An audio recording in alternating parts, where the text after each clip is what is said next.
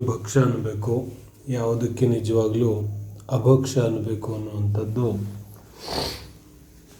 ಚರ್ಚೆ ನಡೀತಾ ಇದೆ.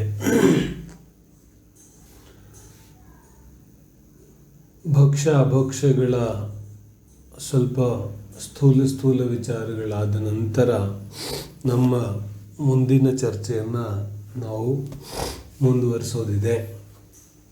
ನಿನ್ನೆ 5 ಅಭಕ್ಷ್ಯಗಳ ಚರ್ಚೆ ಹಾಗೂ ಇಂದ್ರಿಯಗಳ ಚರ್ಚೆ ಎಲ್ಲ ನಡೆದಿದೆ. ಇಂದ್ರಿಯಗಳಲ್ಲಿ ಅನೇಕ ಜನರಿಗೆ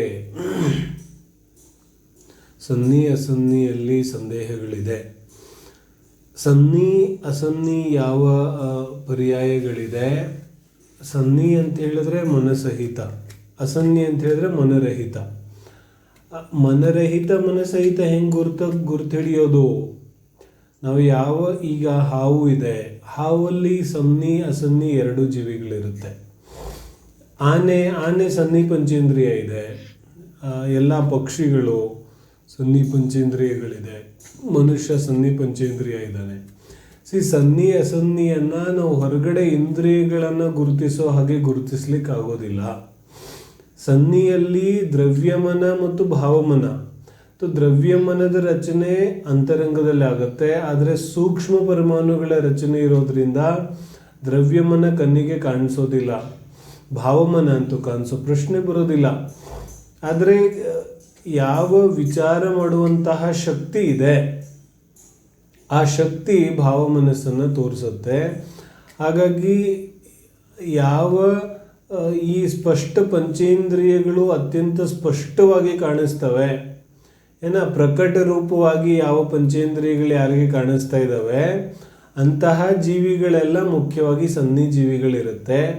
ಯಾವ ಜೀವಿಗಳ ಪಂಚೇಂದ್ರಿಯಗಳು ಪ್ರಕಟ ಇಲ್ಲ, ಸಾಮಾನ್ಯ ಸ್ಥೂಲವಾಗಿ ನಿಯಮ ಇಲ್ಲ ಈ ರೀತಿಯಾಗಿ, ಆದರೆ ಸ್ಥೂಲವಾಗಿ ಯಾವ ಪಂಚೇಂದ್ರಿಯಗಳ ಪ್ರಕಟ ಇದೆ ಅಂತಹ ಜೀವಿಗಳು ಸನ್ನಿ ಇವೆ.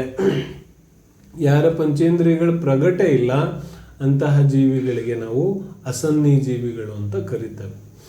ಇನ್ನು ಅಭಕ್ಷ್ಯಗಳಲ್ಲೂ ಕೂಡ 5 ಪ್ರಕಾರದ ಅಭಕ್ಷ್ಯ ಇದೆ. ಅದರಲ್ಲಿ ಇನ್ನೂ ಅನೇಕ ಜನರು ನನಗೆ ಪ್ರಶ್ನೆ ಕೇಳ್ತಾ ಇದ್ದಾರೆ, ಹಾಲು ಭಕ್ಷ್ಯನೋ ಅಭಕ್ಷ್ಯನೋ? ಹಾಲಿನ ಬಗ್ಗೆ ಜಿನವಾಣಿಯಲ್ಲಿ ಸ್ಪಷ್ಟವಾದ ಉಲ್ಲೇಖ ಇದೆ. ಹಾಲು ಭಕ್ಷ್ಯ ಪದಾರ್ಥ ಇದೆ, ಹಾಲು ಅಭಕ್ಷ್ಯ ಇಲ್ಲ. ಹಾಲು ಭಕ್ಷ್ಯ ಇದೆ. ಯಾವ ರೀತಿಯಾಗಿ ಪುರುಷಾರ್ಥ ಸಿದ್ಧಿ ಉಪಾಯದಲ್ಲಿ ಚರ್ಚೆ ಬರುತ್ತೆ. ಯಾವ ಹಾಲು ಎಲ್ಲಿ ಶೇಖರಣೆ ಆಗುತ್ತೆ, ಹಸು ಅಥವಾ ಎಮ್ಮೆಯ ಕೆಚ್ಚಲಲ್ಲಿ ಯಾವ ಹಾಲು ಶೇಖರಣೆ ಆಗುತ್ತೆ ಅದು ಅತ್ಯಂತ ಶುದ್ಧ ಇದೆ, ಹಾಗಾಗಿ ಅದು ಭಕ್ಷ್ಯ ಇದೆ. ಇತ್ತೀಚೆಗೆ ಯಾವ ವೀಗನ್ ಅನ್ನುವಂತಹ ಯಾವ ಒಂದು ಪ್ರಚಲನೆ ಬಂದಿದೆ, ಅದರಿಂದ ನಮ್ಮೆಲ್ಲರಿಗೂ ಸಂದೇಹಗಳಾಗುತ್ತಾ ಇದೆ. ಆದರೆ ವೀಗನ್ ಅನ್ನುವಂತಹ ಯಾವ ಒಂದು ಪದ್ಧತಿ ಬಂದಿದೆ ಅದರ ಒಂದು ಕಾರಣನೇ ಬೇರೆ ಇದೆ. ವೀಗನ್ ಅನ್ನತಕ್ಕಂತಹದ್ದು ಅದು ಆ ಜಾಗದಲ್ಲಿ ಅದು ಸರಿ ಇದೆ, ವೀಗನ್ನಲ್ಲಿ ತಪ್ಪಿಲ್ಲ. ಆದರೆ ಹಾಲನ್ನೇ ಅಭಕ್ಷ್ಯ ಅಂತ ಹೇಳೋದು ವಾಸ್ತವಿಕವಾಗಿ ಸರಿ ಇಲ್ಲ. ಆದರೆ ವೀಗನ್ ಒಂದು ಮೂಮೆಂಟ್ ಹುಟ್ಟುಕೊಂಡಿರ್ತಕ್ಕಂತಹ ಒಂದು ಹಿನ್ನೆಲೆ ಇದೆಯಲ್ಲ, ಅದು ಹಿನ್ನೆಲೆ ತುಂಬ ಡಿಫ್ರೆಂಟ್ ಇದೆ. ವೆಸ್ಟಿಂದ ಅಂದರೆ ಪಾಶ್ಚಾತ್ಯ ದೇಶಗಳಿಂದ ಈ ಒಂದು ಮೂಮೆಂಟ್ ಹುಟ್ಟುಕೋತು. ಯಾಕೆ ಹುಟ್ಟುಕೋತು ಅಂತ ಹೇಳಿದ್ರೆ, ಡೈರಿ ಫಾರ್ಮ್ಗಳಲ್ಲಿ ಯಾವ ಹಸುಗಳ ಮೇಲಿನ ಯಾವ ಅತ್ಯಾಚಾರ ನಡೆಯುತ್ತೆ, ಆ ಅತ್ಯಾಚಾರವನ್ನು ನೋಡಿ ಈ ರೀತಿಯಾದ ಒಂದು ಮೂಮೆಂಟ್ ನಡೆಯುತ್ತೆ. ಇಷ್ಟೊಂದು ಪಶುಗಳ ಮೇಲೆ ಅತ್ಯಾಚಾರವನ್ನು ಮಾಡಿ ಉತ್ಪನ್ನವಾದಂತಹ ಯಾವ ಉತ್ಪನ್ನ ಇದೆ ಅದನ್ನು ಬಳಸೋದು ವಾಸ್ತವಿಕವಾಗಿ ಮಹಾಜೀವ ಹಿಂಸೆ ಇದೆ ಅನ್ನುವಂಥದ್ದು. ಹಾಗಾಗಿ ಅದು ಸರಿ ಇದೆ. ಭಾರತದಲ್ಲಿ ಕೂಡ ನಾವು ಕೂಡ ಹಾಲಿನ ಬಗ್ಗೆ ವಿಶೇಷ ಗಮನ ವಹಿಸಬೇಕಾದಂತಹ ವಿಚಾರ ಏನಪ್ಪ ಅಂತ ಹೇಳಿದ್ರೆ, ಯಾವ ಡೈರಿ ಪ್ರಾಡಕ್ಟ್ ಇದೆ ಅದು ವಾಸ್ತವಿಕವಾಗಿ ತ್ಯಾಗ ಮಾಡಲಿಕ್ಕೆ ಯೋಗ್ಯ ಇದೆ. ಡೈರಿ ಪ್ರಾಡಕ್ಟು ಗ್ರಹಣೆ ಮಾಡಲಿಕ್ಕೆ ಯೋಗ್ಯ ಇಲ್ಲ. ಯಾಕಂತ ಹೇಳಿದ್ರೆ ಅಲ್ಲಿ ಯಾವ ಜೀವಿಗಳೇ ಯಾವೆಲ್ಲ ರೀತಿಯಾದ ಹಿಂಸೆಗಳಾಗುತ್ತಾ ಇದೆ ಅನ್ನೋದನ್ನು ನಾನು ಪ್ರವಚನದಲ್ಲಿ ಚರ್ಚೆ ಮಾಡಿ ಸಮಯ ವ್ಯರ್ಥ ಮಾಡಲಿಕ್ಕೆ ಇಷ್ಟ ಆಗೋದಿಲ್ಲ ನನಗೆ. ಆದರೂ ತುಂಬ ಪ್ರಶ್ನೆಗಳು ಇರೋದ್ರಿಂದ ಸ್ವಲ್ಪ ಚರ್ಚೆ ಮಾಡ್ತಾ ಇದ್ದೇನೆ. ಅನೇಕ ಪ್ರಕಾರದ ಹಿಂಸೆಗಳು ಡೈರಿ ಫಾರ್ಮಲ್ಲಿ ನಡೆಯುತ್ತೆ. ನಮಗೆಲ್ಲರಿಗೂ ತುಂಬ ಜನರಿಗೆ ಗೊತ್ತಿದೆ, ಗರ್ಭಧಾರಣೆ ಮಾಡೋ ಶಕ್ತಿ ಇಲ್ಲದೇ ಇದ್ರೂ, ಸಾಮರ್ಥ್ಯ ಇಲ್ಲದೇ ಇದ್ರೂ ಗರ್ಭಧಾರಣೆ ಫೋರ್ಸ್ಫುಲಿ ಮಾಡಲಾಗುತ್ತೆ. ಇಂಜೆಕ್ಷನ್ ಕೊಟ್ಟ ಹಾಲು ತೆಗಿತಾರೆ, ಮಗುಗೆ ಹಾಲು ಸಿಗೋದಿಲ್ಲ. ಅನೇಕ ರೀತಿಯಾದ ವಿಚಾರಗಳಿದೆ. ಮತ್ತು ಹಾಲು ಕೊಡೋದು ನಿಲ್ಲಿಸಿದ ಮೇಲೆ ನೇರವಾಗಿ ಸ್ಲಾಟರ್ ಹೌಸ್ಗೆ ಹೋಗುತ್ತೆ ಇತ್ಯಾದಿ. ಹಾಗಾಗಿ ಯಾವ ಡೈರಿ ಉತ್ಪನ್ನ ಇದೆ ಅದಂತೂ ತ್ಯಾಗ ಮಾಡಲಿಕ್ಕೆ ಯೋಗ್ಯ ಇದೆ, ಅದು ಗ್ರಹಿಸ್ಲಿಕ್ಕೆ ಯೋಗ್ಯ ಇಲ್ಲ.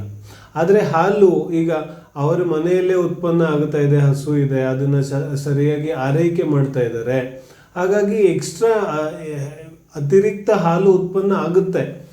ಹಾಗಾಗಿ ಅದನ್ನು ಬಳಸೋದ್ರಲ್ಲಿ ತೊಂದರೆ ಇಲ್ಲ. ಅಥವಾ ಎಲ್ಲಿ ನಮಗೆ ಪರಿಚಯ ಇದೆ ಅಂಥವ್ರ ಹತ್ರ ನಾವು ಒಂದು ತಗೊಳ್ಳುವಂಥದ್ದು, ಎಲ್ಲಿ ಹಿಂಸೆ ಆಗೋದಿಲ್ಲ ಅಂತ ನಮಗೆ ಗೊತ್ತಿದೆ, ಅದು ಸೂಕ್ತ ಇದೆ.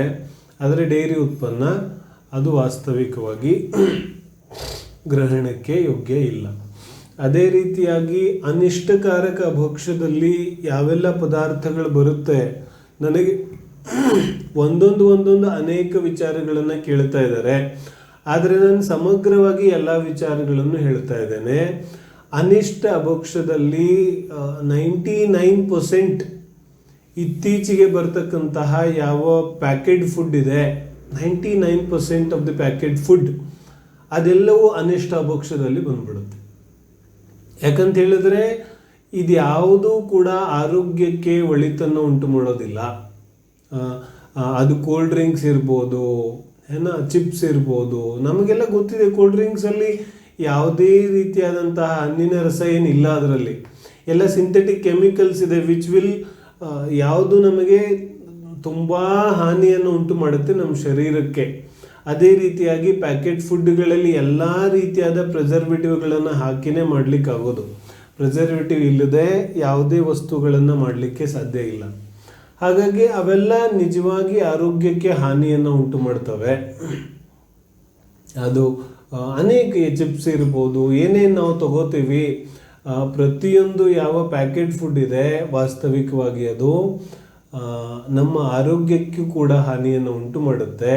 ಆದರೂ ಕೂಡ ಅತಿಯಾದ ರಾಗಬುದ್ಧಿ ಇರೋದ್ರಿಂದ, ಅತಿಯಾದ ಗೃದ್ಧತೆ ಇರೋದ್ರಿಂದ ನಾವು ಅವುಗಳನ್ನೆಲ್ಲ ಸ್ವೀಕಾರ ಮಾಡ್ತೇವೆ.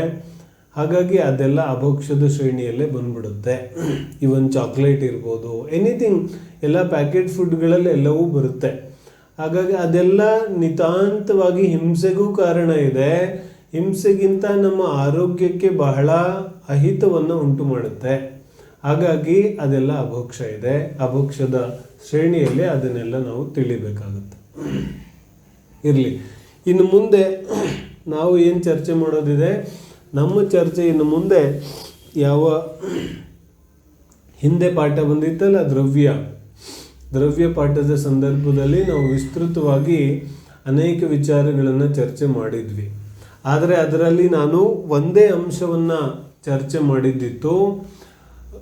ಇನ್ನು ಅದರ ಮುಂದಿನ ಅಂಶವನ್ನು ಆಮೇಲೆ ಚರ್ಚೆ ಮಾಡುವಂತಹ ವಿಚಾರ ನಾನು ಹೇಳಿದ್ದೆ. ಯಾಕೆ ಒಂದೇ ಸಲ ಚರ್ಚೆ ಮಾಡಲಿಲ್ಲ ಅಂತ ಹೇಳಿದ್ರೆ, ಸಾಮಂಜಸ್ಯವಾಗಿ ಒಂದೇ ವಿಚಾರ ನಡೀತಾ ಇದ್ದರೆ ಅರ್ಥ ಮಾಡ್ಕೊಳ್ಳೋದು ಕಷ್ಟ ಆಗುತ್ತೆ. ಮೊದಲಿಂದ ಯಾರಿಗೆ ನಿರಂತರವಾಗಿ ಸ್ವಾಧ್ಯಾಯದ ಅಭ್ಯಾಸ ಇಲ್ಲ, ಹಾಗಾಗಿ ಮಧ್ಯದಲ್ಲಿ ಸ್ಥೂಲ ವಿಚಾರಗಳನ್ನು ತಗೊಂಡು ಆನಂತರ ಸ್ವಲ್ಪ ಸೂಕ್ಷ್ಮ ವಿಚಾರಗಳನ್ನು ತಗೊಳ್ಳುವಂಥದ್ದು ಒಂದು ಪರಂಪರೆ ಇದೆ. ಹಾಗಾಗಿ ಈಗ ನಾವು ಆ ದ್ರವ್ಯದ ಮುಂದಿನ ಭಾಗದ ಚರ್ಚೆಯನ್ನು ಮಾಡೋದಿದೆ. ಬಹಳ ಅದ್ಭುತವಾದಂತಹ ಮತ್ತು ಬಹಳ ಆನಂದವನ್ನು ಕೊಡ್ತಕ್ಕಂತಹ ಚರ್ಚೆ ಇದೆ. ಆದರೆ ಸ್ವಲ್ಪ ಸೂಕ್ಷ್ಮ ಚರ್ಚೆ ಇದೆ. ಯಾರಿಗೆ ಈ ಸೂಕ್ಷ್ಮ ಚರ್ಚೆ ಅರ್ಥ ಆಗುತ್ತೆ ಅವರಿಗೆ ಬಹಳ ಆನಂದ ಆಗುತ್ತೆ. ಯಾಕಂದರೆ ವಿಚಾರನೆ ಅಷ್ಟು ಅದ್ಭುತ ಇದೆ. ನಾವು ದ್ರವ್ಯದ ಮುಂದಿನ ಭಾಗವಾಗಿ ದ್ರವ್ಯ, ಗುಣ ಮತ್ತು ಪರ್ಯಾಯದ ಚರ್ಚೆಯನ್ನು ಮಾಡೋದಿದೆ.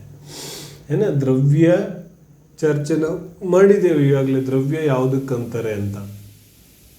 ಇನ್ನು ಮುಂದೆ ಏನು ಚರ್ಚೆ ಮಾಡೋದಿದೆ, ದ್ರವ್ಯ, ಗುಣ ಮತ್ತು ಪರ್ಯಾಯ, ಇವುಗಳ ಚರ್ಚೆಯನ್ನು ಇವತ್ತಿಂದ ನಾವು ಪ್ರಾರಂಭ ಮಾಡೋದಿದೆ. ದ್ರವ್ಯ ಯಾವುದಕ್ಕಂತಾರೆ? ಹಿಂದಿನ ಪರಿಭಾಷೆ ಜ್ಞಾಪಿಸ್ಕೊಳ್ಳೋದು, ಅದು ಯಾವುದು ಮರೆಯೋ ಹಾಗಿಲ್ಲ. ದ್ರವ್ಯ ಯಾವುದಕ್ಕಂತಾರೆ? ಗುಣಗಳ ಸಮೂಹಕ್ಕೆ ದ್ರವ್ಯ ಅಂತಾರೆ. ಏನು ಯಾರು ಇಲ್ಲಿ ನಮ್ಮ ಮುಂದೆ ಇಲ್ಲವಲ್ಲ ಹಿಂಗೆ ಪ್ರಶ್ನೆ ಕೇಳೋದು. ಎಲ್ಲರಿಗೂ ಜ್ಞಾಪಕ ಇದೆ ಅಂತ ಅನ್ಕೋತಾ ಇದ್ದೀನಿ ನಾನು ಅಷ್ಟೇ. ದ್ರವ್ಯ ಯಾವುದಕ್ಕಂತಾರೆ? ಗುಣಗಳ ಸಮೂಹಕ್ಕೆ ದ್ರವ್ಯ ಅಂತ ಕರೀತಾರೆ. ಗುಣಗಳ ಸಮೂಹಕ್ಕೆ ದ್ರವ್ಯ ಅಂತ ಕರೆದ್ರು. ಮತ್ತು ವಿಶ್ವ ಯಾವುದಕ್ಕೆ ಕರೆದ್ರು? ದ್ರವ್ಯಗಳ ಸಮೂಹಕ್ಕೆ ವಿಶ್ವ ಅಂತ ಕರೆದ್ರು. ಏನಾ, ಗುಣಗಳ ಸಮೂಹಕ್ಕೆ ದ್ರವ್ಯ ಅಂತ ಕರೆದ್ರು ಮತ್ತು ದ್ರವ್ಯಗಳ ಸಮೂಹಕ್ಕೆ ವಿಶ್ವ ಅಂತ ಕರೆದ್ರು. ಎರಡು ವಿಚಾರಗಳು, ಎರಡು ಪರಿಭಾಷೆಗಳು ನಮಗೆ ಯಾವಾಗಲೂ ಜ್ಞಾಪಕ ಇರಬೇಕು. ದ್ರವ್ಯಗಳ ಸಮೂಹಕ್ಕೆ ವಿಶ್ವ ಅಂತ ಕರೆದ್ರು ಮತ್ತು ಗುಣಗಳ ಸಮೂಹಕ್ಕೆ ದ್ರವ್ಯ ಅಂತ ಕರೆದ್ರು. ಮತ್ತು ಈ ಯಾವ ದ್ರವ್ಯಗಳ ಸಮೂಹ ಮತ್ತು ವಿಶ್ವಗಳ ಸಮೂಹ, ಎರಡು ಸಮೂಹಗಳಿದೆಯಲ್ಲ, ಈ ಎರಡೂ ಸಮೂಹಗಳು ಬೇರೆ ಬೇರೆ ಇದೆ. ದ್ರವ್ಯಗಳಲ್ಲಿ ಯಾವ ಗುಣಗಳಿದೆ ಮತ್ತು ವಿಶ್ವಗಳಲ್ಲಿ ಯಾವ ದ್ರವ್ಯಗಳಿದೆ, ಈ ಎರಡೂ ಇರುವಿಕೆಯಲ್ಲಿ ವ್ಯತ್ಯಾಸ ಇದೆ. ದ್ರವ್ಯಗಳು ವಿಶ್ವದಲ್ಲಿ ಇವೆ ಏನ, ಮತ್ತೆ ದ್ರವ್ಯದಲ್ಲಿ ಗುಣಗಳಿವೆ. ಈ ಎರಡು ಇರುವಿಕೆ ಇದೆಯಲ್ಲ, ಇದೆರಡು ತುಂಬ ಭಿನ್ನ ಭಿನ್ನ ಇದೆ, ಒಂದೇ ರೀತಿಯಾದ ಇರುವಿಕೆ ಅಲ್ಲ ಇದು. ದ್ರವ್ಯಗಳಲ್ಲಿ ಯಾವ ಗುಣಗಳಿದೆ ಅವು ಅತ್ಯಂತ ಅವಿಭಾಜ್ಯ ರೂಪವಾಗಿ ಅನಾದಿ ಕಾಲದಿಂದ ದ್ರವ್ಯದಲ್ಲಿ ಇವೆ. ಅದೇ ರೀತಿ ವಿಶ್ವದಲ್ಲಿ ಯಾವ ಗುಣಗಳಿದೆ ಅವುಗಳು ಕೂಡ ಅನಾದಿ ಕಾಲದಿಂದ ಇವೆ. ಆದರೆ ದ್ರವ್ಯದಲ್ಲಿ ಗುಣಗಳಿರುವಂತೆ ಇಲ್ಲ, ಎಲ್ಲ ಭಿನ್ನ ಭಿನ್ನ ಇವೆ. ಏನಂತ ದ್ರವ್ಯದಲ್ಲಿ ಯಾವ ಗುಣಗಳಿದೆ ಅವುಗಳನ್ನು ಬೇರೆ ಬೇರೆ ಮಾಡೋಕ್ಕಾಗೋದಿಲ್ಲ. ಏನ, ದ್ರವ್ಯ ಅಂತ ಹೇಳಿದ್ರೆ ಈಗ ಜೀವ ದ್ರವ್ಯ ಇದೆ. ಜೀವ ದ್ರವ್ಯದಲ್ಲಿ ಯಾವ ಗುಣಗಳಿದೆ ಅವುಗಳನ್ನು ಬೇರೆ ಬೇರೆ ಮಾಡೋಕ್ಕಾಗೋದಿಲ್ಲ, ಭಿನ್ನ ಭಿನ್ನ ಮಾಡೋಕ್ಕಾಗೋದಿಲ್ಲ. ಆದರೆ ವಿಶ್ವದಲ್ಲಿ ಯಾವ ದ್ರವ್ಯಗಳಿವೆ ಅವೆಲ್ಲ ಭಿನ್ನ ಭಿನ್ನನೇ ಇವೆ. ಪ್ರತಿಯೊಂದು ದ್ರವ್ಯದಲ್ಲಿ ಅತ್ಯಂತ ಭಾವ ಇದೆ, ಆದರೆ ದ್ರವ್ಯದಲ್ಲಿ ಗುಣದಲ್ಲಿ ಅತ್ಯಂತ ಭಾವ ಇಲ್ಲ. ಅರ್ಥ ಆಗುತ್ತಿದೆ ನಾನೇನು ಹೇಳ್ತಿದ್ದೀನಿ? ದ್ರವ್ಯ ಅಂತ ಹೇಳಿದ್ರೆ ಒಂದು ಅಖಂಡ ವಸ್ತು, ಒಂದು ಅಖಂಡ ಪದಾರ್ಥ. ಆ ಅಖಂಡ ಪದಾರ್ಥದಲ್ಲಿ ಗುಣಗಳಿದೆ. ಎಷ್ಟು ಗುಣಗಳಿದೆ? ಅನಂತ ಗುಣಗಳಿದೆ. ಒಂದು ಅಖಂಡ ಪದಾರ್ಥ ಎಷ್ಟು ದ್ರವ್ಯಗಳಿದೆ? 6 ದ್ರವ್ಯಗಳಿದೆ. ಏನ, 6 ಇದೆಯೋ ಅನಂತ ಇದೆಯೋ? 6 ದ್ರವ್ಯಗಳಿದೆ. ಜಾತಿ ಅಪೇಕ್ಷೆಯಿಂದ, ಸಂಖ್ಯಾಪೇಕ್ಷೆಯಿಂದ ಅನಂತ ದ್ರವ್ಯಗಳಿದೆ. ಯಾವ ಈ ಅನಂತ ದ್ರವ್ಯಗಳಿದೆ, ಈ ಒಂದೊಂದು ದ್ರವ್ಯದಲ್ಲಿ ಅನಂತ ಗುಣಗಳಿದೆ. ಈ ದ್ರವ್ಯದಲ್ಲಿ ಯಾವ ಅನಂತ ಗುಣಗಳಿದೆ ಇವುಗಳನ್ನು ದ್ರವ್ಯದಿಂದ ಗುಣಗಳನ್ನು ಬೇರ್ಪಡಿಸೋಕ್ಕಾಗೋದಿಲ್ಲ. ಅಂದರೆ ಗುಣ ಬೇರೆ ದ್ರವ್ಯ ಬೇರೆ ಅಂತ ನಾವು ಮಾಡೋಕ್ಕಾಗೋದಿಲ್ಲ. ಪ್ರತಿಯೊಂದು ದ್ರವ್ಯ, ಜೀವ ದ್ರವ್ಯ ಮಾತ್ರ ಅಲ್ಲ, ಯಾವುದ್ರಲ್ಲಿ ಅನಂತ ಗುಣಗಳಿದೆ? ಪ್ರತಿಯೊಂದು ದ್ರವ್ಯದಲ್ಲಿ ಅನಂತ ಗುಣಗಳಿದೆ. ಪುದ್ಗಲ ದ್ರವ್ಯದಲ್ಲೂ ಅನಂತ ಗುಣಗಳಿದೆ. ಧರ್ಮ ಆಕಾಶ ಕಾಲದಲ್ಲೂ ಅನಂತ ಗುಣಗಳಿದೆ. ಎಲ್ಲ ದ್ರವ್ಯದಲ್ಲೂ ಅನಂತ ಗುಣಗಳಿದೆ. ಈ ಅನಂತ ಗುಣಗಳ ಯಾವ ಸ್ವರೂಪ ಇದೆ, ಇದು ದ್ರವ್ಯದ ಸ್ವರೂಪ ಇದೆ. ಆದರೆ ದ್ರವ್ಯದಲ್ಲಿರುವಂತಹ ಅನಂತ ಗುಣಗಳನ್ನು ಬೇರೆ ಮಾಡ್ಲಿಕ್ಕೆ ಆಗೋದಿಲ್ಲ. ಹಾಗಾಗಿ ಅನಂತ ಗುಣಗಳ ಸೇರಿನೇ ದ್ರವ್ಯ ಆಗಿದೆ. ದ್ರವ್ಯ ಅಂದ್ರೆ ಏನು? ಅನಂತ ಗುಣಗಳ ಸೇರಿನೇ ದ್ರವ್ಯ ಆಗಿದೆ. ಉದಾಹರಣೆಗೆ ಒಂದು ಸಿಹಿ ಇದೆ. ಆ ಸಿಹಿಯಲ್ಲಿ ಯಾವ ಭಾಗದಲ್ಲಿ ಸಿಹಿ ಇದೆ? ಸಕ್ಕರೆ ಇದೆ.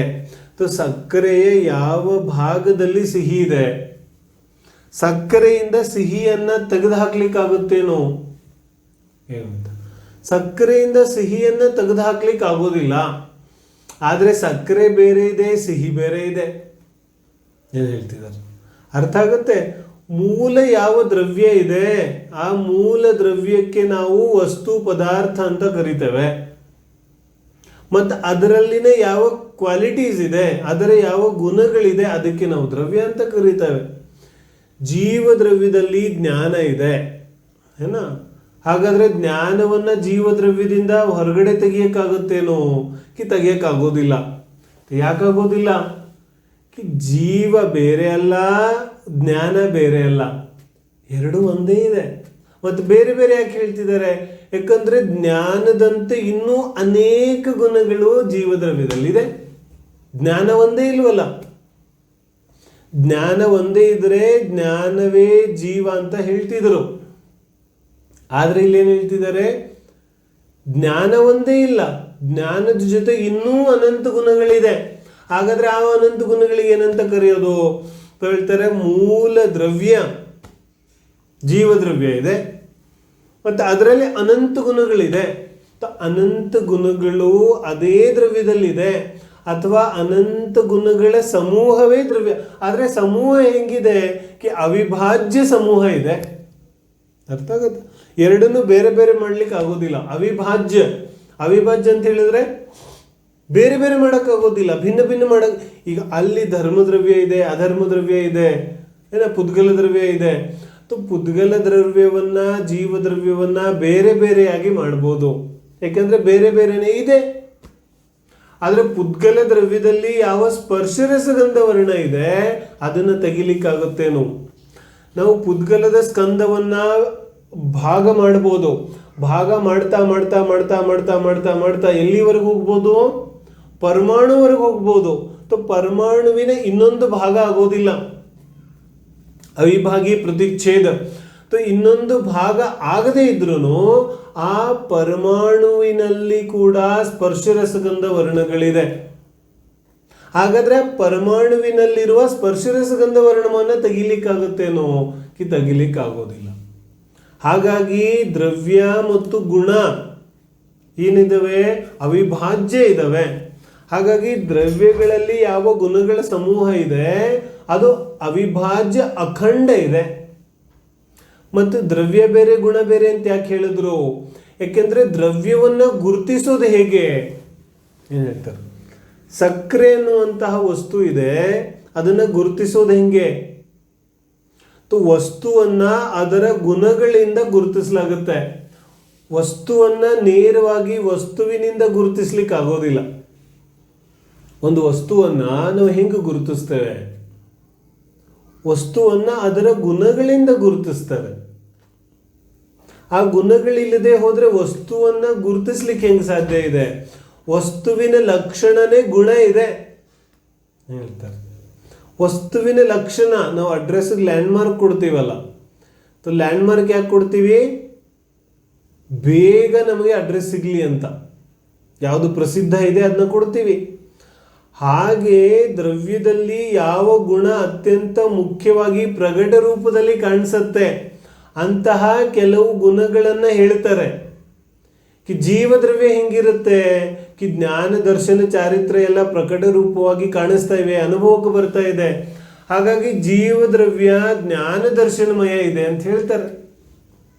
ಈ ಜ್ಞಾನ ದರ್ಶನಗಳು ಒಂದು ರೀತಿ ಲ್ಯಾಂಡ್ ಮಾರ್ಕ್ ಇದ್ದಂಗೆ ಜೀವದ್ರವ್ಯವನ್ನು ಗುರುತಿಸ್ಲಿಕ್ಕೆ. ಈ ಲ್ಯಾಂಡ್ ಮಾರ್ಕ್ ಇಲ್ದಿದ್ರೆ ಜೀವದ್ರವ್ಯವನ್ನು ಹೆಂಗ್ ಗುರುತಿಸೋದು? ಎಲ್ಲಂತ ಹೋಗೋದು? ಏನ್ ಹೇಳ್ತಾರೆ? ಜೀವದ್ರವ್ಯವನ್ನ ಎಲ್ಲಿ ಅಂತ ಹುಡುಕೋದು? ಹೆಂಗ್ ಹುಡುಕೋದು? ನನ್ನನ್ನು ನಾನು ಹೆಂಗೆ ಕಂಡುಕೊಳ್ಳೋದು? ನನ್ನನ್ನು ನಾನು ಕಂಡುಕೋಬೇಕಾದ್ರೆ ನನ್ನ ಗುಣಗಳ ಪರಿಚಯ ನನಗಾಗಬೇಕು. ನಾನು ಮೊದಲೇ ಹೇಳಿದ್ದೇನೆ, ಈ ವಿಷಯ ಸ್ವಲ್ಪ ಸೂಕ್ಷ್ಮ ಇದೆ, ಅದಕ್ಕೆ ಬಿಟ್ಟು ಬಿಟ್ಟು ವಿಷಯಗಳನ್ನು ನಾವು ತಗೋತಾ ಇದ್ದೇವೆ. ಆದರೆ ಒಂದು ವೇಳೆ ಈ ವಿಷಯ ಅರ್ಥ ಆದರೆ ನಿಜವಾಗ್ಲೂ ಬಹಳ ಆನಂದ ಆಗುತ್ತೆ. ವಿಷಯ ಅಷ್ಟು ಅದ್ಭುತವಾಗಿದೆ. ಏನು ಹೇಳ್ತಿದ್ದಾರೆ? ದ್ರವ್ಯದಲ್ಲಿ ಯಾವ ಗುಣ ಇದೆ ಆ ಗುಣದಿಂದ ವಸ್ತುವಿನ ಪರಿಚಯ ಆಗುತ್ತೆ. ನೇರವಾಗಿ ವಸ್ತು ಜೀವದ್ರವ್ಯ ಅಂದ ತಕ್ಷಣ ನಮ್ಗೇನು ಗೊತ್ತಾಗುತ್ತೆ? ಪುದ್ಗಲ ದ್ರವ್ಯ ಅಂದ ತಕ್ಷಣ ನಮ್ಗೇನು ಗೊತ್ತಾಗುತ್ತೆ? ಏನೂ ಗೊತ್ತಾಗೋದಿಲ್ಲ. ಆದರೆ ಪುದ್ಗಲದ ಅಥವಾ ಜೀವದ್ರವ್ಯದ ಗುಣಗಳನ್ನ ಹೇಳಿದಾಗ ಅವಾಗ ಇದು ಜೀವದ್ರವ್ಯ ಇದೆ. ಯಾರಲ್ಲಿ ಜ್ಞಾನ ಇರುತ್ತೆ ಅವನು ಜೀವದ್ರವ್ಯ ಇದ್ದಾನೆ. ಈ ರೀತಿಯಾಗಿ ಗುರುತಿಸ್ಲಿಕ್ಕೆ ದ್ರವ್ಯ ಮತ್ತು ಗುಣಗಳ ಭೇದ ಇದೆ. ಆದರೆ ವಾಸ್ತವಿಕವಾಗಿ ಶುದ್ಧಿಗೋಸ್ಕರ ನಿಜವಾಗ್ಲೂ ತಿಳಿಲಿಕ್ಕೆ ದ್ರವ್ಯ ಬೇರೆ ಗುಣ ಬೇರೆ ಅಂತ ಇಲ್ಲ. ದ್ರವ್ಯ ಮತ್ತು ಗುಣಗಳು ಎರಡೂ ಅವಿಭಾಜ್ಯ ಇವೆ. ವಾಸ್ತವಿಕವಾಗಿ ಗುಣಗಳ ಸಮೂಹವೇ ದ್ರವ್ಯ ಇದೆ. ಗುಣಗಳನ್ನು ಬಿಟ್ಟು ದ್ರವ್ಯದ ಪ್ರತ್ಯೇಕವಾದ ಅವಸ್ಥಿತಿ ಇಲ್ಲ. There is no independent existence. ಇನ್ನೊಂದು ವ್ಯತಿರಿಕ್ತವಾದಂತಹ ಅಸ್ತಿತ್ವ ದ್ರವ್ಯದಿಲ್ಲ. ಗುಣಗಳ ಸಮೂಹ ರೂಪವಾದ ಯಾವ ಅಸ್ತಿತ್ವ ಇದೆ ಅದೇ ದ್ರವ್ಯದ ಅಸ್ತಿತ್ವ ಇದೆ. ಅದಕ್ಕೆ ನಾವು ದ್ರವ್ಯ ಅಂತ ಕರಿತೀವಿ. ಅರ್ಥ ಆಗ್ತಾ ಇದೆ ಅಂತ ನಾನು ಅನ್ಕೋತೇನೆ. ವಿಷಯ ತುಂಬ ಅದ್ಭುತ ಇದೆ. ಯಾವ ಆತ್ಮನ ಸ್ವರೂಪ ಇದೆ, ನಮಗೆ ಸಂದೇಹಗಳಾಗುತ್ತಲ್ಲ, ಆತ್ಮ ಶುದ್ಧ ಇದನೋ ಅಶುದ್ಧ ಇದನೋ, ಶುದ್ಧ ಇದ್ರೆ ಅಶುದ್ಧ ಹೆಂಗಾಗುತ್ತಾನೆ, ಅಶುದ್ಧ ಇದ್ರೆ ಶುದ್ಧ ಹೆಂಗಾಗುತ್ತಾನೆ ಇತ್ಯಾದಿ ವಿಚಾರಗಳ ಸಂದೇಹ ಇರುತ್ತಲ್ಲ. ಸಮಯ ಸಾರ ಇತ್ಯಾದಿ ಗ್ರಂಥಗಳ ಅರ್ಥ ಆಗೋದಿಲ್ಲ. ಎಲ್ಲಿವರೆಗೆ ಈ ದ್ರವ್ಯಗುಣ ಪರ್ಯಾಯಗಳ ಅರ್ಥ ಆಗೋದಿಲ್ಲ ಅಲ್ಲಿವರೆಗೆ ಆಧ್ಯಾತ್ಮಿಕ ವಿಚಾರ ಅರ್ಥ ಆಗೋದಿಲ್ಲ. ಸ್ಪಷ್ಟವಾಗಿ ಏನೋ ಹೇಳ್ತಾ ಇದ್ರೆ ಏನೋ ಅರ್ಥ ಆಗುತ್ತೆ ನಮಗೆ. ಯಾಕಂತ ಹೇಳಿದ್ರೆ ದ್ರವ್ಯಗುಣ ಪರ್ಯಾಯದ ಯಾವ ಸ್ವರೂಪ ಇದೆ ಅದು ನಮಗೆ ಅರ್ಥನೇ ಆಗಿರೋದಿಲ್ಲ. ಅದಕ್ಕೆ ಸರಿಯಾಗಿ ಗ್ರಹಣೆ ಆಗೋದಿಲ್ಲ. ಮತ್ತು ಸರಿಯಾಗಿ ಗ್ರಹಣೆ ಆಗದೆ ಏನೇನೋ ಗ್ರಹಣೆ ಮಾಡಿಕೊಂಡು ನಮ್ಮ ಸಂಸಾರದಲ್ಲಿ ಸಮಾಜದಲ್ಲಿ ಏನೇನೋ ಪ್ರಚಲನೆಗಳು ನಡೀತಾ ಇರುತ್ತೆ. ಯಾಕೆ ನಡೆಯುತ್ತೆ? ದ್ರವ್ಯಗುಣ ಪರ್ಯಾಯದ ಸ್ವರೂಪ ಗೊತ್ತಾಗೋದಿಲ್ಲ. ದ್ರವ್ಯ ಯಾವುದಕ್ಕನ್ನೋದು, ಗುಣ ಯಾವುದಕ್ಕನ್ನೋದು, ಈ ಗುಣಗಳ ಸಮೂಹಕ್ಕೆ ದ್ರವ್ಯ ಅಂತಾರೆ. ಹಾಗಾದ್ರೆ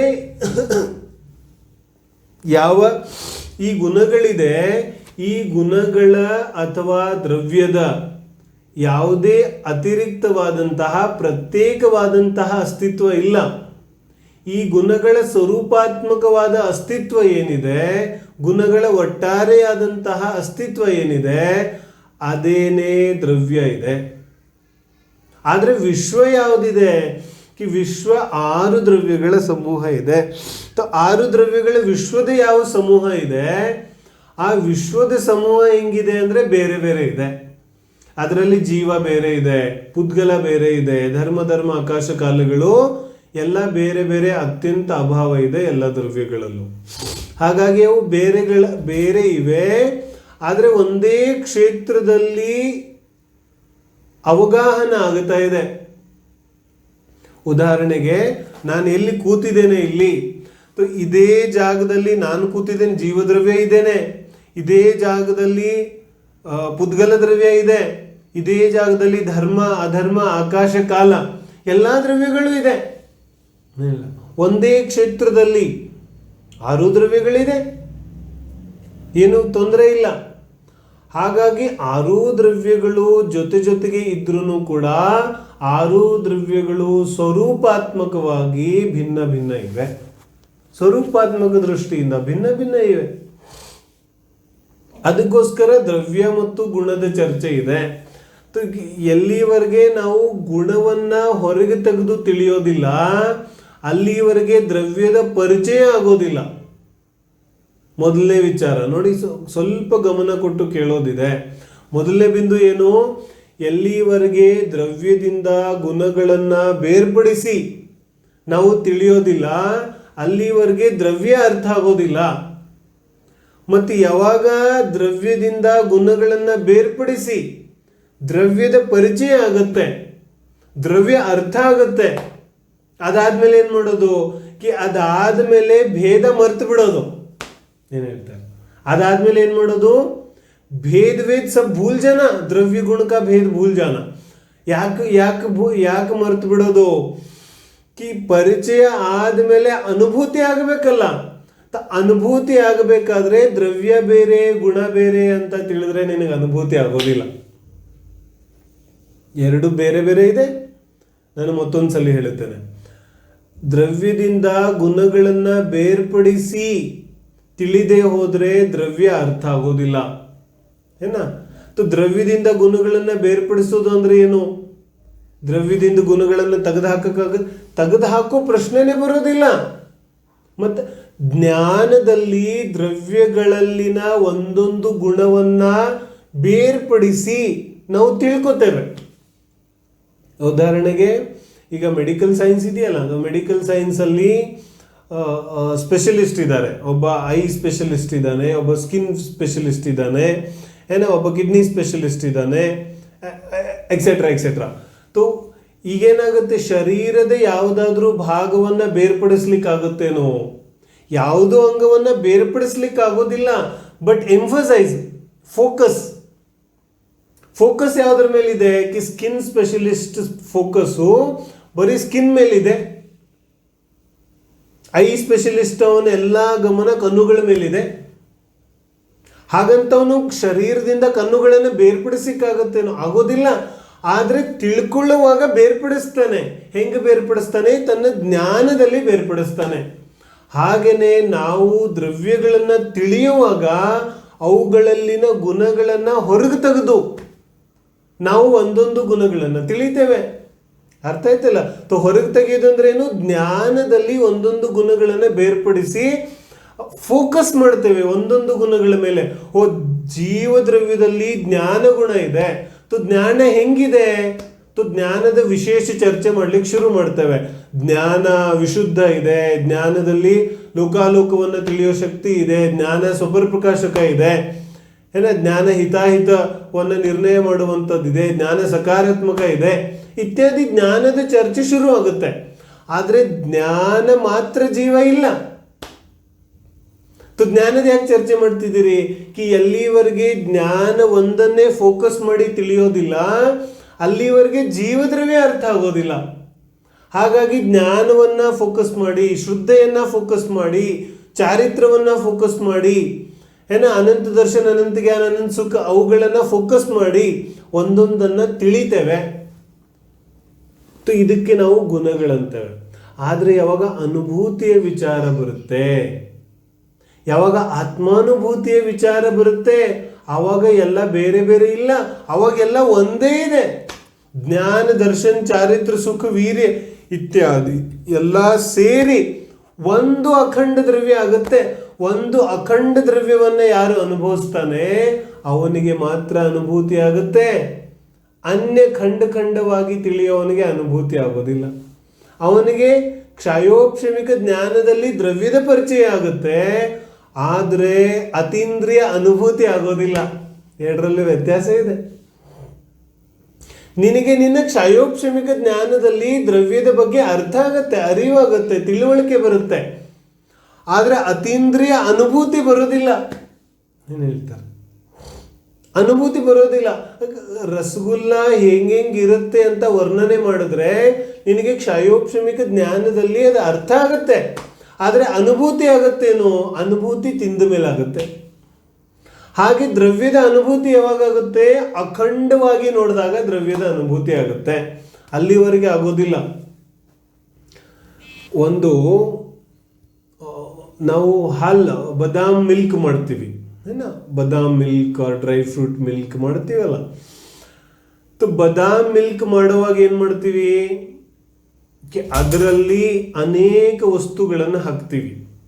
ಅನೇಕ ವಸ್ತುಗಳು, ಸಕ್ಕರೆ ಹಾಕ್ತೀವಿ, ಅದರಲ್ಲಿ ಬದಾಮ್ ಹಾಕ್ತೀವಿ, ಅದರಲ್ಲಿ ಅರಿಶಿನ ಹಾಕ್ತೀವಿ, ಅದರಲ್ಲಿ ಏಲಕ್ಕಿ ಹಾಕ್ತೀವಿ, ಅನೇಕ ಇನ್ನೇನೇನೇನು ಹಾಕ್ತಾರೆ ಎಲ್ಲ. ಹಾಕುವಾಗ, ರೆಡಿ ಮಾಡುವಾಗ, ಪ್ರಿಪೇರ್ ಮಾಡುವಾಗ ಎಲ್ಲವನ್ನ ಬೇರೆ ಬೇರೆ ಮಾಡಿ ಯಾವ್ದ್ಯಾವ್ದು ಎಷ್ಟೆಷ್ಟು ಹಾಕಬೇಕು ಅಂತೆಲ್ಲ ವಿಚಾರ ಮಾಡಿ ಎಲ್ಲ ಮಾಡಿ ಅದನ್ನು ಪ್ರಿಪೇರ್ ಮಾಡ್ತೀವಿ. ಮತ್ತು ಎಲ್ಲ ಚೆನ್ನಾಗಿ ಪ್ರಿಪೇರ್ ಆಯಿತು. ಪ್ರಿಪೇರ್ ಆದಮೇಲೆ ಈಗ ಸೇವನೆ ಮಾಡೋದಿದೆ. ಸೇವನೆ ಹೆಂಗೆ ಮಾಡೋದು? ಒಂದೊಂದನ್ನ ಬಿಡಿ ಬಿಡಿಯಾಗಿ ಸ್ವಾದ ಬಂದರೆ ಬದಾಮ್ ಮಿಲ್ಕ್ ಸ್ವಾದ ಬರುತ್ತೆ ತಾನೆ. ಲವಂಗದ ಸ್ವಾದ ಬೇರೆ, ಸಕ್ಕರೆ ಸ್ವಾದ ಬೇರೆ, ಇತ್ಯಾದಿ ಇತ್ಯಾದಿ. ಆ ಯಾವ ಸ್ವಾದ ಇದೆ ಆ ರೀತಿಯಾಗಿ ಸ್ವಾದವನ್ನು ತಗೊಳ್ಳಿಕ್ಕೆ ಕೂತ್ರೆ ಆ ವ್ಯಕ್ತಿಗೆ ನಿಜವಾಗ್ಲೂ ಬದಾಮ್ ಮಿಲ್ಕ್ ಸ್ವಾದ ಬರುತ್ತೇನೋ? ಬರೋದಿಲ್ಲ. ಯಾಕೆ? ಅವನ ಕನ್ಸಂಟ್ರೇಷನ್ ಎಲ್ಲ ಒಂದೊಂದು ಭಾಗದ ಮೇಲಿದೆ. ಹಾಗಾಗಿ ಪೂರ್ತಿ ಸ್ವಾದ ಬರೋದಿಲ್ಲ, ಸಂಪೂರ್ಣ ದ್ರವ್ಯದ ಅನುಭೂತಿ ಆಗೋದಿಲ್ಲ. ಸಂಪೂರ್ಣ ದ್ರವ್ಯದ ಅನುಭೂತಿ ಯಾವಾಗುತ್ತೆ? ಈಗ ಪ್ರಿಪ್ರೇಷನ್ ಮುಗಿದೋಗಿದೆ, ಹಾಗಾಗಿ ಪ್ರಿಪ್ರೇಷನ್ ಪಾರ್ಟನ್ನು ಮರೆತು ಬಿಡು. ಈಗ ಅದನ್ನೆಲ್ಲ ಮರೆತು ಒಂದೇ ಆನಂದದಿಂದ ಆ ದ್ರವ್ಯವನ್ನ ಸ್ವಾದ ತಗೋ. ಹೆಂಗೆಂಗ್ ಮಾಡಿದೆ, ಎಷ್ಟೆಷ್ಟು ಹಾಕಿದೆ, ಯಾವ್ದ್ಯಾವ್ದು ಹೆಂಗೆಂಗೆ ಸ್ವಾದ ಬರ್ತಾ ಇದೆ ಅಂತ ನೀನು ತಿಳ್ಕೊಳ್ಳಿಕ್ಕೆ ಶುರು ಮಾಡಿದ್ರೆ ಏನಾಗುತ್ತೆ?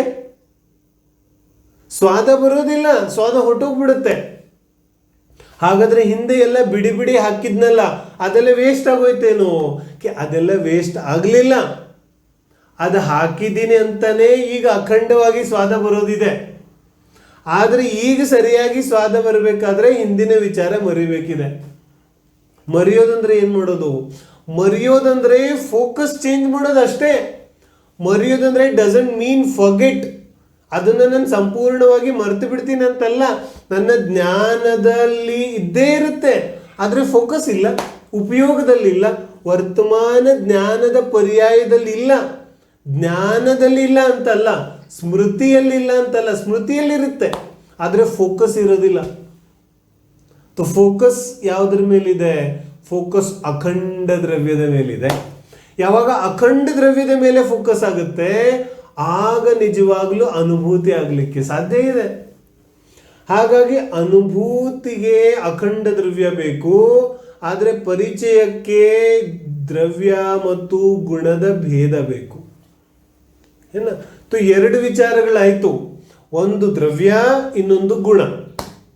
ಪ್ರತಿಯೊಂದು ದ್ರವ್ಯದಲ್ಲಿ ಗುಣಗಳಿದೆ, ಅನಂತ ಗುಣಗಳಿದೆ. ಅದು ಜೀವ ಇರ್ಬೋದು ಅಥವಾ ಪುದ್ಗಲ ಇರ್ಬೋದು, ಎಲ್ಲ ದ್ರವ್ಯದಲ್ಲೂ ಅನಂತ ಗುಣಗಳಿದೆ. ಏನ ಇನ್ನು ಮೂರನೇದು ಏನಿದೆ? ಮೂರನೇದು ಪರ್ಯಾಯ ಇದೆ. ಪರ್ಯಾಯ ಏನ್ ಮಾಡುತ್ತೆ? ಯಾವ ಪರ್ಯಾಯ ಇದೆ? ಪರ್ಯಾಯ ಯಾವುದಕ್ಕನ್ನೋದು? ಪರ್ಯಾಯ ಏನ ಈ ಶಬ್ದ ದ್ರವ್ಯಗುಣ ಪರ್ಯಾಯ ಅಥವಾ ಪರ್ಯಾಯ ಶಬ್ದ ತುಂಬಾ ಅಧಿಕವಾಗಿ ನಮ್ಮ ಸ್ವಾಧ್ಯಾಯದಲ್ಲೂ ಬಳಕೆಗೆ ಬರುತ್ತೆ. ನಾನು ಅವಾಗವಾಗ ಬಳಸ್ತಾ ಇರ್ತೇನೆ. ಸುಮಾರು ಜನಕ್ಕೆ ಅದರ ಭಾವಭಾಸನ ಆಗದೆ ಇರ್ಬೋದು, ಆದರೆ ಇವತ್ತು ಗಮನ ಕೊಟ್ಟು ಕೇಳಿದ್ರೆ ಮುಂದಿನ ಎಲ್ಲ ಸ್ವಾಧ್ಯಾಯಗಳಲ್ಲಿ ಮತ್ತು ನೀವು ಸ್ವಯಂ ಗ್ರಂಥಗಳನ್ನು ಓದುವಾಗ ಈ ದ್ರವ್ಯಗುಣಗಳ ಒಂದು ಸ್ವರೂಪ ಅರ್ಥ ಆದರೆ ತುಂಬ ಸ್ಪಷ್ಟವಾಗಿ ಜಿನವಾಣಿಯ ವಿಚಾರಗಳು ಅರ್ಥ ಆಗುತ್ತೆ. ಪರ್ಯಾಯ ಯಾವುದಕ್ಕನ್ನೋದು? ಗುಣಗಳ ಪರಿಣಮನೆಗೆ ಅಥವಾ ಗುಣಗಳ ಪರಿವರ್ತನೆಗೆ ಏನಂತಾರೆ? ಪರ್ಯಾಯ ಅಂತ ಕರೀತಾರೆ. ಗುಣಗಳ ಅಥವಾ ದ್ರವ್ಯದ ಪರಿಣಮನೆ ಅಥವಾ ಗುಣಗಳ ಪರಿಣಮನೆ, ದ್ರವ್ಯದ ಪರಿವರ್ತನೆ ಅಥವಾ ಗುಣಗಳ ಪರಿವರ್ತನೆಗೆ ಪರ್ಯಾಯ ಅಂತ ಕರೀತಾರೆ. ಪರ್ಯಾಯ ಅಂದ್ರೆ ಏನು? ಪರ್ಯಾಯ ಅಂದ್ರೆ ಅವಸ್ಥೆ, ಪರ್ಯಾಯ ಅಂದ್ರೆ ಪೊಸಿಷನ್, ಪರ್ಯಾಯ ಅಂದ್ರೆ ಕಂಡೀಷನ್, ದ ಪ್ರೆಸೆಂಟ್ ಕಂಡೀಷನ್. ಸದ್ಯದ ಸ್ಥಿತಿ, ಸದ್ಯದ ಅವಸ್ಥಿತಿ ಏನಿದೆ ಅದರ ಹೆಸರು ಪರ್ಯಾಯ. ಏನಾಯ್ತು? ಪರ್ಯಾಯ ಅಂದ್ರೆ ವರ್ತಮಾನದ ಸ್ಥಿತಿ ಏನಿದೆ ಅದರ ಹೆಸರು ಪರ್ಯಾಯ ಇದೆ. ವರ್ತಮಾನದ ಸ್ಥಿತಿ ಏನಿದೆ, ಯಾವ ರೀತಿ ಇದೆ, ಅದನ್ನು ನಾವು ನೋಡೋದಿದೆ. ಈಗ ದ್ರವ್ಯ, ಗುಣ ಮತ್ತು ಪರ್ಯಾಯ ಮೂರು ವಿಚಾರಗಳಾಯ್ತಲ್ಲ. ಒಂದು ದ್ರವ್ಯ ಅಂದ್ರೆ ಏನು? ಗುಣಗಳ ಸಮೂಹ. ಅಂದ್ರೆ ಯಾವುದು ಅನಾದಿ ಅನಂತ ಇರೋದಿದೆ. ಏನೋ ನಾವು ಹಿಂದಿನ ದ್ರವ್ಯದ ವಿಚಾರದಲ್ಲಿ ಚರ್ಚೆ ಮಾಡಿದ್ದೇವೆ. ಅದನ್ನೆಲ್ಲ ಪುನಃ ಜ್ಞಾಪಕ ಮಾಡ್ಕೊಳ್ಳೋದು. ಯಾರಿಗೆ ಜ್ಞಾಪಕ ಆಗುತ್ತಾ ಇಲ್ಲ ಅವರು ಪುನಃ ಅದನ್ನ ಜ್ಞಾಪಿಸ್ಕೊಳ್ಳೋ, ಪ್ರಶ್ನೋತ್ತರಗಳನ್ನು ನೋಡೋದು ಅಥವಾ ಪುನಃ ಸ್ವಾಧ್ಯಾಯವನ್ನು ಕೇಳೋದು, ಅವಾಗ ಮತ್ತಷ್ಟು ಸ್ಪಷ್ಟವಾಗುತ್ತೆ. ಯಾವುದು ದ್ರವ್ಯ ಹೆಂಗಿದೆ? ಅನಾದಿ ಅನಂತ ಅವಿನಾಶಿ ಕ್ಷಾಯಿಕ್, ಅದೆಲ್ಲ ವಿಚಾರ ಬಂದಿತ್ತಲ್ಲ. ಹಂಗಿದೆ ದ್ರವ್ಯ. ದ್ರವ್ಯ ಯಾವತ್ತೂ ಬದಲಾಗೋದಿಲ್ಲ. ಮೂಲ ವಸ್ತು ಅದು ಯಾವತ್ತೂ ಬದಲಾಗೋದಿಲ್ಲ. ಇನ್ನು ಬದಲಾವಣೆ ಎಲ್ಲಾಗುತ್ತೆ? ಗುಣಗಳ ಪರಿಣಮನೆ, ಗುಣಗಳ ಪರಿವರ್ತನೆ ಪ್ರತಿ ಸಮಯ ನಡೀತಾ ಇದೆ. ಯಾವ ಗುಣಗಳಲ್ಲಿನ ಪರಿವರ್ತನೆ ಇದೆಯಲ್ಲ ಅದು ಪ್ರತಿ ಸಮಯ ನಡೀತಾ ಇದೆಯೋ ಇಲ್ವೋ? ಈಗ ಜೀವ ದ್ರವ್ಯ, ನಮ್ಮಲ್ಲಿ ಜ್ಞಾನ ಇದೆ ತಾನೆ. ಜ್ಞಾನ ಶಾಶ್ವತವಾಗಿ ಇರೋದಿದೆ. ಯಾಕೆ? ಜ್ಞಾನ ಜೀವ ದ್ರವ್ಯದ ಸ್ವಭಾವ ಇದೆ. ಆದರೆ ಈ ಜ್ಞಾನ ಗುಣ ಇದೆಯಲ್ಲ ಇದು ನಿರಂತರವಾಗಿ ಬದಲಾಗುತ್ತಾ ಇದೆ. ಆದರೆ ಬದಲಾವಣೆ ಅದರ ಅರ್ಥ ಏನು? ಸಂಸಾರದಲ್ಲಿ ಬದಲಾವಣೆ ಅರ್ಥ ಬೇರೆ ಇದೆ, ಇಲ್ಲಿ ಬದಲಾವಣೆ ಅರ್ಥ ಬೇರೆ ಇದೆ. ಇಲ್ಲಿ ಬದಲಾವಣೆ ಅಂದ್ರೆ ಏನು? Just changing of its own position. ಬದಲಾವಣೆ ಅಂದ್ರೆ ಏನು? ತನ್ನ ಸ್ವಂತ ಅವಸ್ಥೆಯನ್ನ ತನ್ನದೇ ಆದ ರೀತಿಯಲ್ಲಿ ಬದಲಾಯಿಸೋದು, ಅದರ ಹೆಸರು ಬದಲಾವಣೆ. ಇಂಟರ್ಚೇಂಜ್ ಅಲ್ಲ. ಬದಲಾವಣೆ ಅಂದ್ರೆ ಇಂಟರ್ಚೇಂಜ್ ಅಲ್ಲ. ಏನ್ ಹೇಳ್ತಾರೆ? ಬದಲಾವಣೆ ಅಂದ್ರೆ ಜೀವ ಅಜೀವ ಆಗೋದಲ್ಲ, ಅಜೀವ ಜೀವ ಆಗೋದಲ್ಲ. ಏನ್ ಹೇಳ್ತಾರೆ? ಬದಲಾವಣೆ ಅಂದ್ರೆ ಏನು? ಬದಲಾವಣೆ ಅಂದ್ರೆ ಪೊಸಿಷನ್ ಅಲ್ಲಿ ಹೆಚ್ಚು ಕಡಿಮೆ, ಗುಣದಲ್ಲಿ ಹೆಚ್ಚು ಕಡಿಮೆ ಆಗೋದಿಲ್ಲ. ಏನ್ ಹೇಳ್ತಿದ್ದಾರೆ? ಜ್ಞಾನ ಗುಣ ಇದೆಯಲ್ಲ, ಈ ಜ್ಞಾನ ಗುಣದಲ್ಲಿ ಹೆಚ್ಚು ಕಡಿಮೆ ಆಗೋದಿಲ್ಲ. ಜ್ಞಾನ ಗುಣ ಹೆಂಗಿದೆ ಅನಾದಿ ಕಾಲದಿಂದ ಹಂಗೆ ಇದೆ, ಅದು ಬದಲಾಗೋದಿಲ್ಲ. ಮತ್ತೆ ಯಾರು ಬದಲಾಗ್ತಾರೆ? ಜ್ಞಾನದ ಯಾವ ಒಂದು ಸಮಯದ ಪರ್ಯಾಯ ಇದೆ, ಜ್ಞಾನದ ಒಂದು ಸಮಯದ ಯಾವ ಅವಸ್ಥೆ ಇದೆ, ಅದು ಬದಲಾಗುತ್ತೆ. ನಾವು ಇಷ್ಟು ದಿನದಿಂದ ಸ್ವಾಧ್ಯಾಯ ಮಾಡ್ತಿದ್ದೀವಿ, ಬಹುತೇಕವಾಗಿ 2 ತಿಂಗಳ ಮೇಲೆ ಆಯಿತು. 2 ತಿಂಗಳಿಂದ ಯಾವ ಸ್ವಾಧ್ಯಾಯ ಮಾಡ್ತಾ ಇದ್ದೀವಿ, ಆ 2 ತಿಂಗಳಿಂದ ಮತ್ತು ಇಲ್ಲಿ ಈಗ ಎರಡನ್ನು ನಾವು ಹೋಲಿಕೆ ಮಾಡಿದ್ರೆ ನಮ್ಮ ಜ್ಞಾನ ಹೆಚ್ಚಾಗಿದೆಯಲ್ಲ, ಜ್ಞಾನ ವೃದ್ಧಿಯಾಗಿದೆ. ಬದಲಾವಣೆ ಆಯ್ತಲ್ಲ. ಏನು ಹೇಳ್ತಾರೆ? ಬದಲಾವಣೆ ಆಯ್ತಲ್ಲ. ಬದಲಾವಣೆ ಆಯ್ತು, ಆದ್ರೆ ಹೆಂಗ ಬದಲಾವಣೆ ಆಯ್ತು? ಜ್ಞಾನದ ರೀತಿನೇ ಬದಲಾವಣೆ ಆಯ್ತು, ಅವಸ್ಥೆಯಲ್ಲಿ ಹೆಚ್ಚು ಕಡಿಮೆ ಆಯ್ತು ಅಷ್ಟೇ. ಜ್ಞಾನ ಗುಣ ಬದಲಾಗ್ಲಿಲ್ಲ. ಜ್ಞಾನ ಗುಣದ ಪರಿಣಾಮನೆ ಅಂದ್ರೆ ಜ್ಞಾನ ಗುಣದ ಯಾವ ಪರಿವರ್ತನೆ ಇದೆ ಅದು ಮಾತ್ರ ಆಯ್ತು. ಆದ್ರೆ ಜ್ಞಾನ ಗುಣ ಇಂಟರ್ಚೇಂಜ್ ಆಗಲಿಲ್ಲ. ಅಂದ್ರೆ ಜ್ಞಾನ ಗುಣ ತನ್ನ ಸ್ವಭಾವವನ್ನ ಬಿಡಲಿಲ್ಲ, ತನ್ನ ಸ್ವಭಾವದಲ್ಲೇ ಇದ್ದು ಪರಿವರ್ತನೆ ಮಾಡುತ್ತೆ. ಪರಿವರ್ತನೆ ಪರಿಣಾಮನೆಯ ಅರ್ಥ ಏನು? ಇದು ಬಹಳ ಮುಖ್ಯ ಇದೆ. ನಮ್ಮ ಪ್ರಕಾರ, ಅಜ್ಞಾನಿ ಪ್ರಕಾರ ಪರಿವರ್ತನೆ ಅಂದ್ರೆ ಇಂಟರ್ಚೇಂಜ್. ಅಜ್ಞಾನಿ ಪ್ರಕಾರ ಈ ಪರಿವರ್ತನೆ ಅಂದ್ರೆ ಯಾವ್ದು ಹೆಂಗ್ ಬೇಕಾದ್ರೂ ಚೇಂಜ್ ಆಗೋದು. ಸೃಷ್ಟಿಯಲ್ಲಿ ಇದು ಎಕ್ಸೆಪ್ಟ್ ಇಲ್ಲ.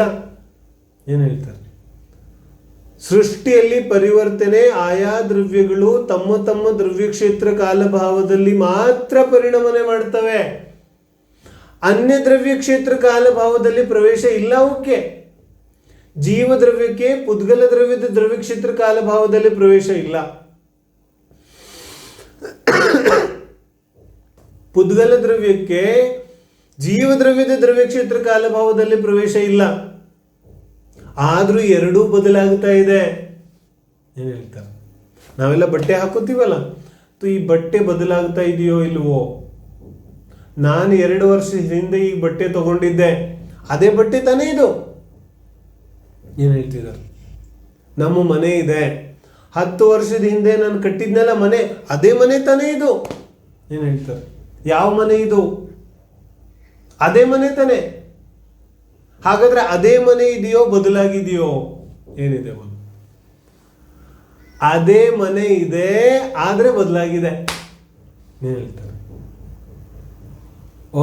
ನಮ್ಮ ಯಾರಾದ್ರೂ ಅತ್ಯಂತ ಸ್ನೇಹಿತ ಅಥವಾ ಬೇಕಾದ ವ್ಯಕ್ತಿ ತುಂಬಾ ದಿನಗಳಾದ್ಮೇಲೆ ಸಿಕ್ಕಿದಾಗ, ಒಂದು 10 ವರ್ಷ 15 ವರ್ಷ ಆದ್ಮೇಲೆ ಸಿಕ್ಕಿದಾಗ ನೋಡಿದ ತಕ್ಷಣ ನಮಗೆ ಗುರುತು ಸಿಗೋದಿಲ್ಲ, ಆದ್ರೂ ಗುರುತು ಸಿಗುತ್ತೆ. ಏನಂತೀವಿ ನಾವು? ಏನು ಇಷ್ಟೊಂದು ಬದಲಾಗ್ಬಿಟ್ಟಿದ್ದೀರಿ ನೀವು, ಗುರ್ತೇ ಸಿಗ್ತಾ ಇಲ್ಲ. ಹೇಳ್ತೀವಿ, ಏನ್ ಇಷ್ಟೊಂದು ಬದಲಾಗಿದ್ದೀರಿ ನೀವು, ಗುರ್ತೇ ಸಿಗ್ತಾ ಇಲ್ಲ ನನಗೆ.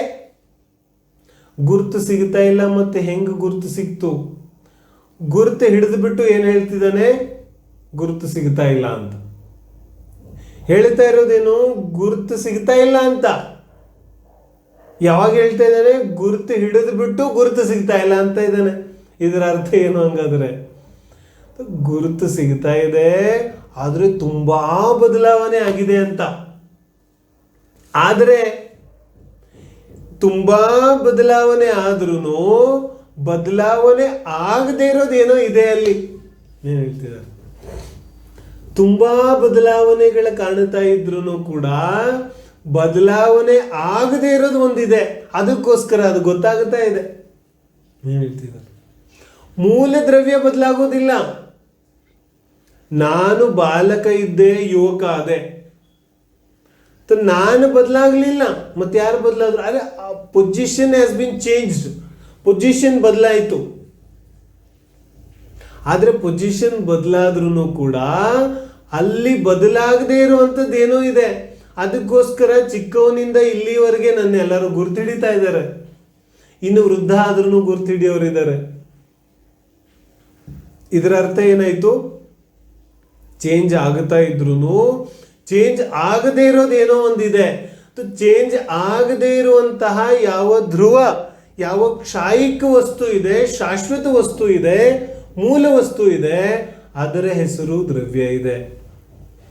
ಮತ್ತು ಅದರ ಯಾವ ಕ್ವಾಲಿಟೀಸ್ ಇದೆ, ಅದರ ಹೆಸರು ಗುಣ ಇದೆ. ಮತ್ತು ಆ ಗುಣಗಳ ಪ್ರತಿ ಸಮಯದ ಯಾವ ಪರಿವರ್ತನೆ ಇದೆ, ಆ ಪರಿವರ್ತನೆಯ ಹೆಸರು ಪರ್ಯಾಯ ಇದೆ. ಇಷ್ಟ ಅರ್ಥ ಆಗಿದೆ ಅಂತ ಅನ್ಕೋತೀನಿ ನಾನು. ಗುಣಗಳ, ದ್ರವ್ಯದಲ್ಲಿರುವಂತಹ ಗುಣಗಳ ಯಾವ ಪ್ರತಿ ಸಮಯದ ವರ್ತಮಾನದ ಅವಸ್ಥೆ ಇದೆ, ಆ ಅವಸ್ಥೆಗೆ ನಾವು ಪರ್ಯಾಯ ಅಂತ ಕರಿತೇವೆ. ಹಾಗಾದ್ರೆ ಪರ್ಯಾಯವನ್ನು ಯಾಕೆ ತಂದ್ಬಿಟ್ರು ಮಧ್ಯದಲ್ಲಿ? ಯಾತಕ್ಕೋಸ್ಕರ ಪರ್ಯಾಯ ಬಂತು? ಪರ್ಯಾಯದ ವಿಶೇಷತೆ ಏನು? ಪರ್ಯಾಯ ಕ್ಷಣಿಕ ಇದೆ. ಕ್ಷಣಿಕ ಇದೆ ಅಂದ್ರೆ ಪರ್ಯಾಯದ ಟೈಮ್ ಪೀರಿಯಡ್ ಎಷ್ಟು? ಎಕ್ಸ್ಪೈರಿ ಡೇಟ್ ಬೇಕಾಗಿಲ್ಲ ಇದಕ್ಕೆ, ಎಕ್ಸ್ಪೈರಿ ಟೈಮೇ ಸಾಕು. ಯಾಕಂದ್ರೆ ಇದು ಒಂದು ಸಮಯದಲ್ಲಿ ಎಕ್ಸ್ಪೈರ್ ಆಗೋಗುತ್ತೆ. ಪರ್ಯಾಯದ ಸಮಯ ಎಷ್ಟು? ಒಂದು ಸಮಯದಲ್ಲಿ ಎಕ್ಸ್ಪೈರ್ ಆಗೋಗುತ್ತೆ. ಒಂದು ಸಮಯದಲ್ಲಿ ಇರೋ ಪರ್ಯಾಯ ಮುಂದಿನ ಸಮಯದಲ್ಲಿ ಇರೋದಿಲ್ಲ. ಆದರೆ ನಮ್ಮ ದೃಷ್ಟಿ ತುಂಬಾ ಸ್ಥೂಲ ಇರೋದ್ರಿಂದ ಅನಂತ ಪರ್ಯಾಯಗಳು ಕಳೆದು ಹೋದ್ಮೇಲೆ ನನಗೆ ಸ್ವಲ್ಪ ಚೇಂಜ್ ಕಣ್ಣಿಗೆ ಕಾಣಿಸುತ್ತೆ. ಆದರೆ ನನಗೆ ಯಾವ ಕಣ್ಣಿಗೆ ಚೇಂಜಸ್ ಕಾಣಿಸ್ತಾ ಇದೆಯಲ್ಲ, ಆ ಸ್ಥೂಲ ಚೇಂಜ್ ಆಗಲಿಕ್ಕೆ ಅನಂತ ಪರ್ಯಾಯಗಳು ಕಳೆದು ಹೋಗ್ಬಿಟ್ಟಿರುತ್ತೆ. ಪ್ರತಿ ಸಮಯ ಪರ್ಯಾಯ ಬದಲಾಗುತ್ತೆ. ಪರ್ಯಾಯದ ಎಕ್ಸ್ಪೈರಿ ಸಮಯ ಎಷ್ಟಿದೆ? ಒಂದು ಸಮಯದಲ್ಲಿ ಅದು ನಾಶ ಆಗೋಗುತ್ತೆ. ದ್ರವ್ಯ ಅನಾದಿ ಅನಂತ ಇದೆ, ಗುಣ ಅನಾದಿ ಅನಂತ ಇದೆ, ಆದರೆ ಪರ್ಯಾಯ ಕ್ಷಣಿಕ ಇದೆ, ಅಂದ್ರೆ ಒಂದು ಸಮಯದಲ್ಲಿ ನಾಶ ಆಗಿ ಹೋಗೋದಿದೆ. ಇಷ್ಟು ವಿಚಾರ ಎಲ್ಲರಿಗೂ ಅರ್ಥ ಆಗಿದೆ ಅಂತ ನಾನು ಅನ್ಕೋತೇನೆ. ಇನ್ನು ಈ ಪರ್ಯಾಯ ಮತ್ತು ದ್ರವ್ಯ ಗುಣದ ಸ್ವರೂಪದ ಮುಂದಿನ ವಿಚಾರವನ್ನು ನಾವು ನಾಳೆ ಚರ್ಚೆ ಮಾಡೋದಿದೆ. ಈ ವಿಚಾರವನ್ನು ತಿಳಿಯೋದ್ರಿಂದ ಲಾಭ ಏನಿದೆ, ಯಾವ ರೀತಿಯಾದ ಇವುಗಳ ಸ್ವರೂಪ ಇದೆ ಅನ್ನೋದನ್ನೆಲ್ಲ ಮುಂದಿನ ಸ್ವಾಧ್ಯಾಯದಲ್ಲಿ ನಾವು ಚರ್ಚೆ ಮಾಡೋದಿದೆ. ಇವಾಗಿನ ಸಮಯ ಮುಗಿದಿದೆ. ಹಾಗಾಗಿ ಎಲ್ಲರೂ ಕೂಡ ಈ ಅದ್ಭುತವಾದಂತಹ ಜಿನಾಗಮದ ಚರ್ಚೆಯನ್ನು ತಿಳಿದೇ ಇದ್ರೆ